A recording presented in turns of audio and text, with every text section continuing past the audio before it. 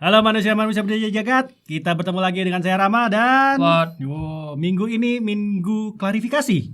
Ya, bisa. Ada klarifikasi dari EA, ada klarifikasi dari Ubisoft, ada klarifikasi dari Carter Game. Kita lihat ada apa aja, yuk.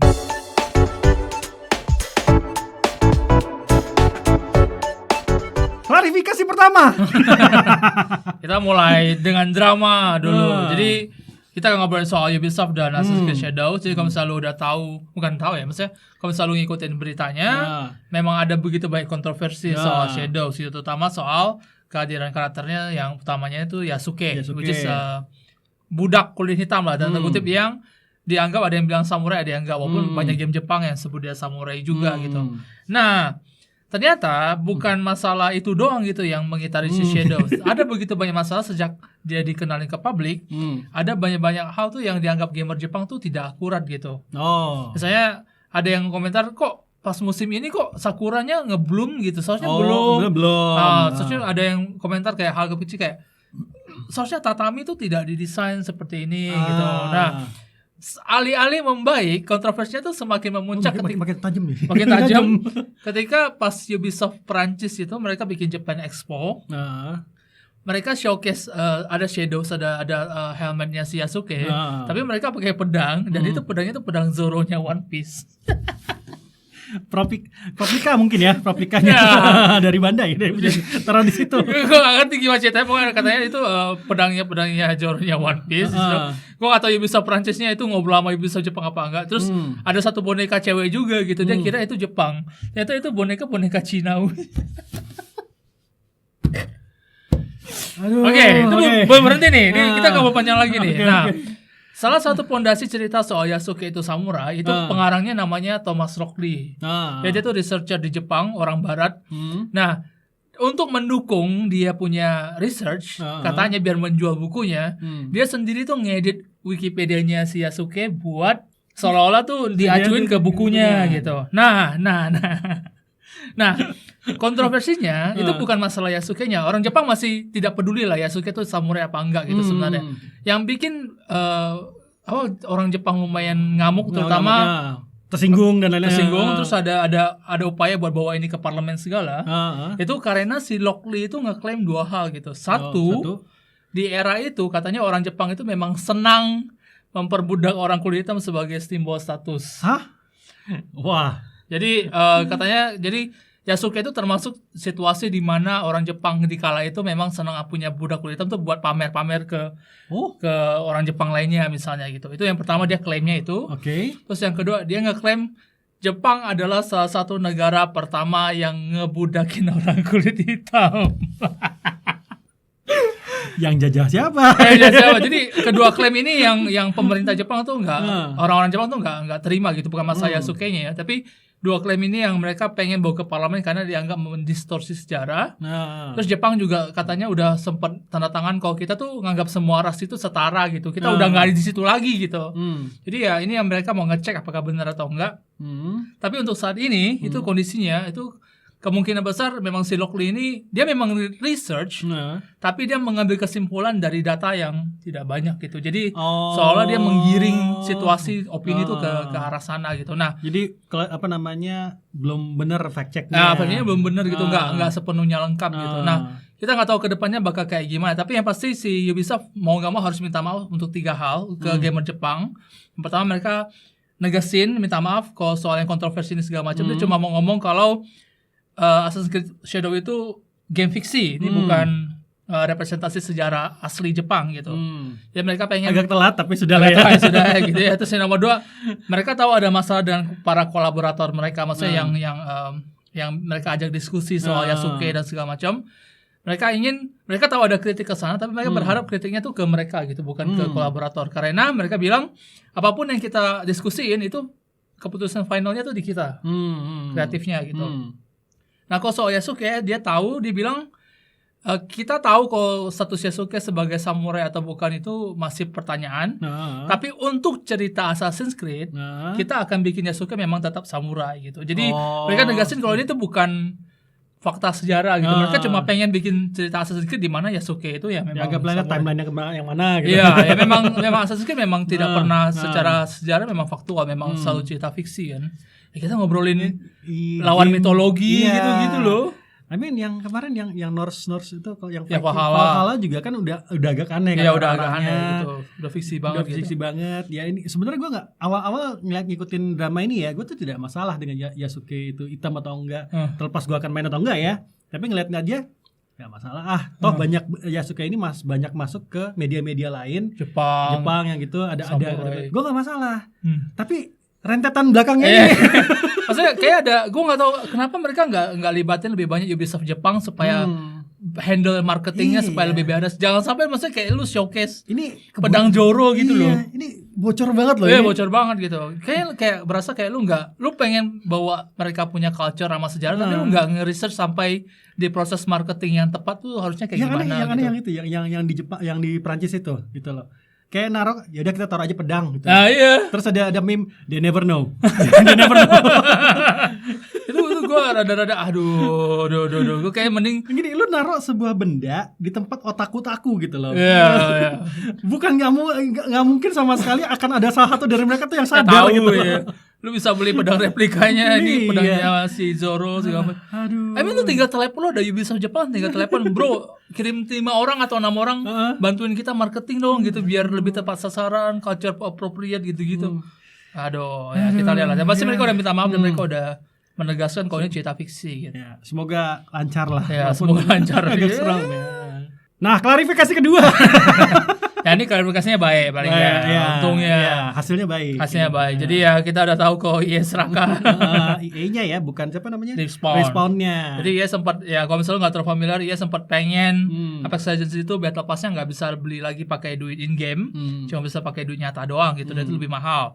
Nah terus ya yang dua kali part. Terus juga gamer pada ngamuk, terus ada ajakan boykot, terus review negatifnya di Steam kencang banget. Nah, finally untungnya komunitas kembali menang di situasi ini. Jadi si Respawn dan EA membalikan keputusan itu. Jadi Battle Pass Apex Legends bisa dibeli lagi pakai Apex Coin, gak harus pakai duit nyata.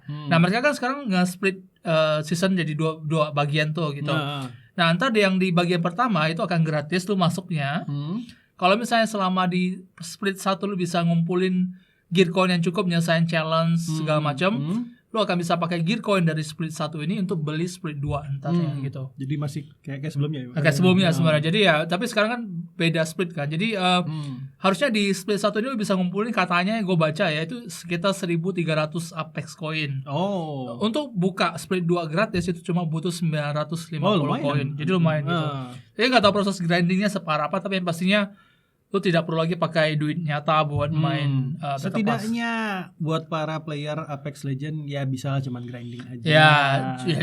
Cuma grinding. Walaupun makan berat tapi ya, kan ngasah skill juga ya. Sudahlah gitu kalau kalian memang menyukai gamenya, tiap hari main. Tapi gue gak bayang.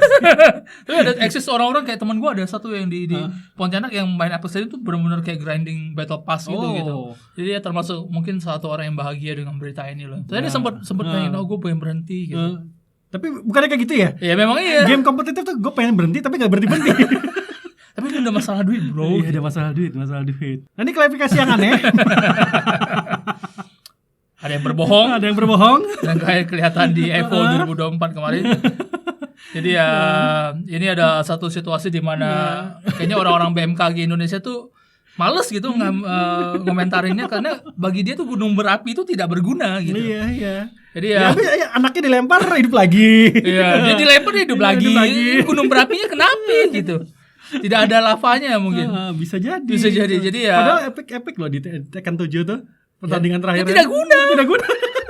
Dia tidak merasa apapun gitu. Share aja. Jadi finally si Harada mengaku dia berbohong, si Katsuhiro Harada dari Tekken, dan confirm kalau Heihachi itu bakal balik lagi sebagai karakter di DLC Tekken 8 untuk autumn ini, musim gugur ini gitu. Jadi ya kita nggak tahu, belum tahu kira-kira movesetnya apakah masih sama atau enggak. Yang pasti dari sisi story-nya tuh bakal ditambah, jadi bakal ada plot tambahan buat jelasin. Tapi sementara ini kayaknya dia si Heihachi-nya tuh selamat. Terus dia kayaknya tambah muda. Nggak tahu tambah muda apa enggak ya. Soalnya kan ini terakhir rambutnya agak putih. Dia disuntik jadi muda. Iya. Terus kayaknya dia sekarang kayaknya ini bukan tampilan dia pada saat kita bertarung deh. Soalnya yang tampilan muda ini kayak cuma pengen kasih tahu showcase kalau dia selamat gitu. Karena habis ini dia tuh langsung bikin satu faksi lagi namanya Tekken Monks. Yang dia ngambil kayak daerah bekas kekuasaannya Mishima Zaibatsu gitu. Terus dia bikin clan yang isinya mong-mong semua gitu. Dia cerita paling enggak ya. Jadi di situ juga kelihatan kayak Heihachi-nya ada rambut putih terus diikat ke belakang gitu. Kayaknya sih mungkin ini showcase dia pertama kali hidup yang muka muda ini, terus dia menua tuh rambutnya makin panjang dan segala macam gitu. Ya kita nggak tahu. Tapi pasti ini disambut dengan cukup gembira di komunitasnya Tekken kalau si Heihachi balik lagi. Siapa bilang yang karakter yang lain ada yang mati? Dia immortal. dia nggak punya Devil Jane loh. Iya, nggak tahu dia kenapa gitu. Tapi hidup terus.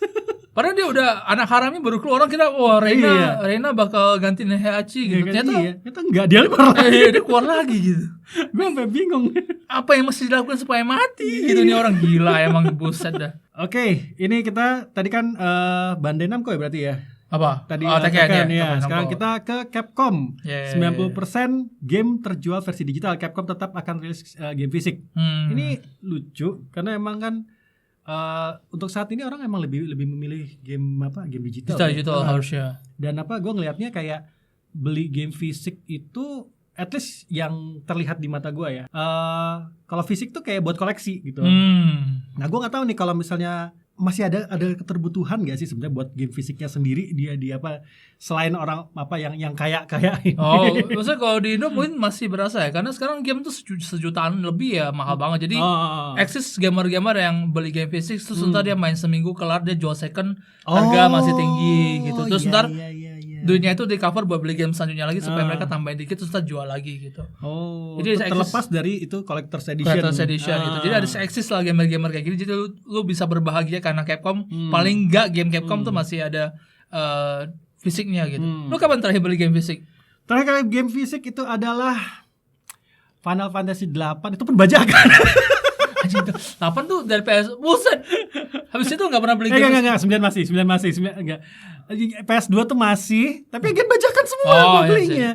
Gue era PC enggak? Jujur gue era PC, era PS itu tidak pernah beli game fisik yang asli. Karena pada saat itu memang masih marak game bajakan gitu loh. Dan emang beli putus juga kan itu nggak ada kayak sekarang ada harus connect internet atau apa. Dulu bahkan Steam bisa di-bypass supaya tidak confirm kalau ini gamenya lagi dipakai gitu loh. Kalau sekarang kan enggak, makin ketat dan lain-lain, lebih lebih secure gamenya. Gue beli game asli itu terakhir yang benar-benar beli pakai langsung cuma Street Fighter 4 berarti. Street Fighter 4 ya, berarti Street udah berapa tahun lagi itu udah lama banget. Gitu. Street Fighter 6. Iya, makanya makanya gue bilang kalau misalnya mereka bilang kecenderungan kayak 90% gamer sekarang beli digital tuh memang nggak salah gitu. Karena orang yang gue temuin juga misalnya kayak circle gue juga udah nggak ada yang beli fisik di Indo gitu. Karena kalau beli fisik ya kalau misalnya Indo udah negeri kepulauan gitu, lo belinya tanggal 15, nyampe ke rumah lo 18 orang udah spoiler di sosmed gitu. Lo mending lo beli digital gitu. Bajakan aja hitungannya digital. Tidak disarankan. Tapi kalau dipikir-pikir bajakan juga digital sih sebenarnya. Sebenarnya nggak dihitung juga sih, nggak masuk ke kantongnya dia sebenarnya gitu.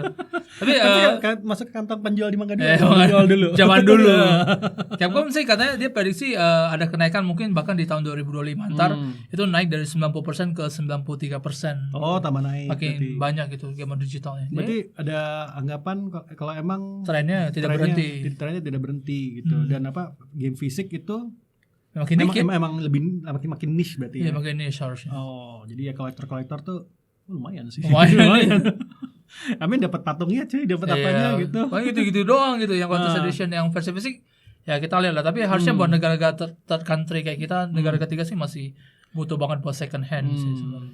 Nah, berbahagia lagi. Jadi kalau kemarin kita ngomong indikasinya akan ada waktu kemarin. Ini sekarang Kuro Games sudah pastikan Wuthering Waves versi PS5. Tapi lupakan versi PS4-nya.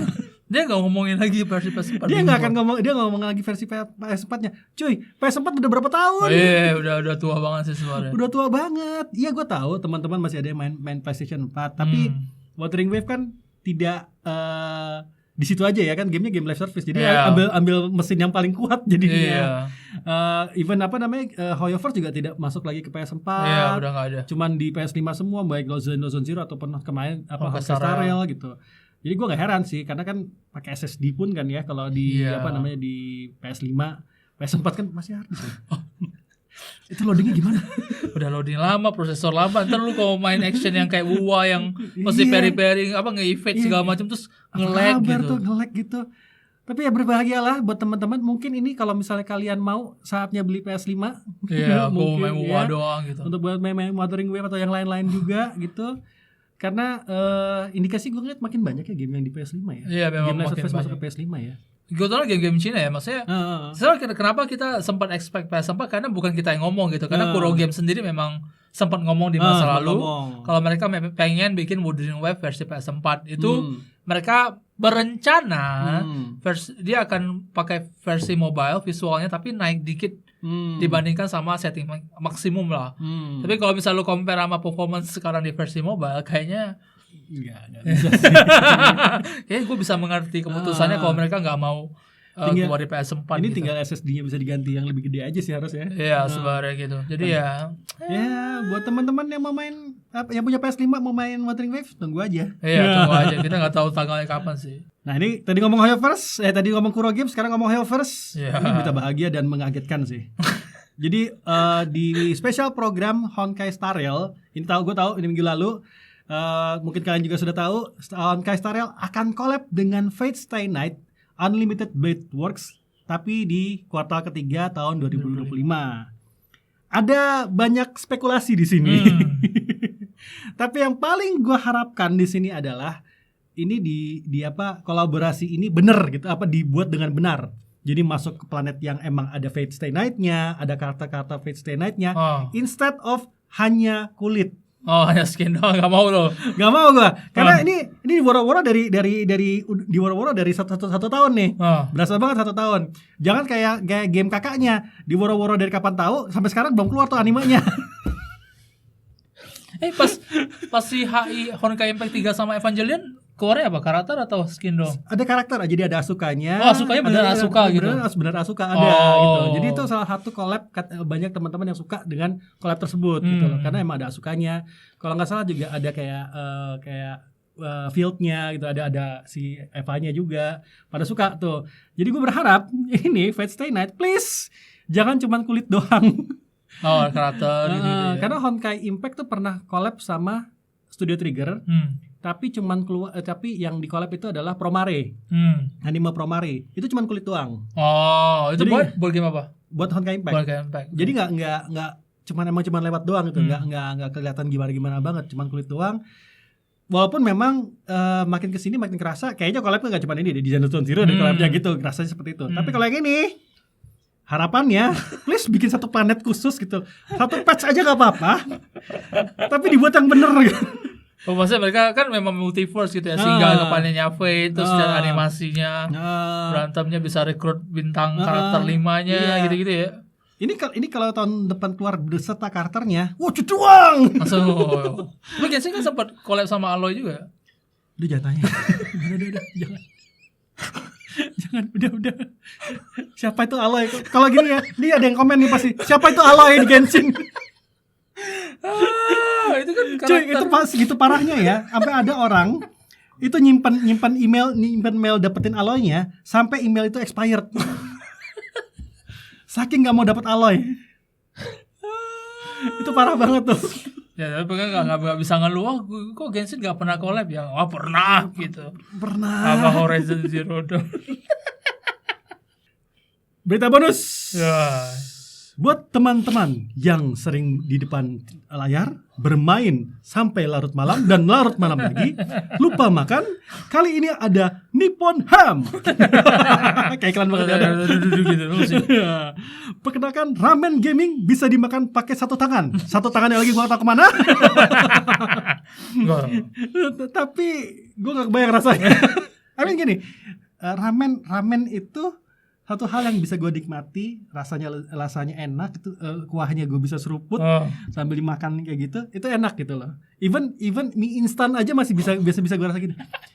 Ini bentuknya gimana nih? Mereka packaging, kata gini, jadi mereka packaging dalam bentuk kayak packaging jelly gitu kan. Terus mereka klaimnya sih memang ada mie-nya, ada chashu ya haram ya. Terus ada ya vegetable ayam. Ya, bisa jadi sama kaldu-kalduan gitu. Jadi makannya tuh konsepnya memang kayak jelly, lu buka terus diuyup gitu. Iya, diseruput. Aduh, lu tekan gitu loh. Karena mie-nya memang didesain buat bisa diminum gitu. Iya. Tapi lu bayangin kalau misalnya lu minum kaldu. Iya. Gue baru ngeliat ini kemarin di TikTok ada orang yang makan bubur ayam. Gue gak ngerti deh. Tapi yang pasti si Nippon Ham bilang kalau ini keluar dari ide karyawan mereka yang masih umur 20 tahun. Terus memang pasalnya itu dua. Satu gamer e-sport yang mainnya saking intensnya tuh sampai lupa makan. Terus pengennya masih main e-sport gitu. Yang kedua itu gamer mobile Jepang yang ya butuh satu tangan doang buat main sambil makan gitu, ya, sambil browsing atau sambil main game mobile.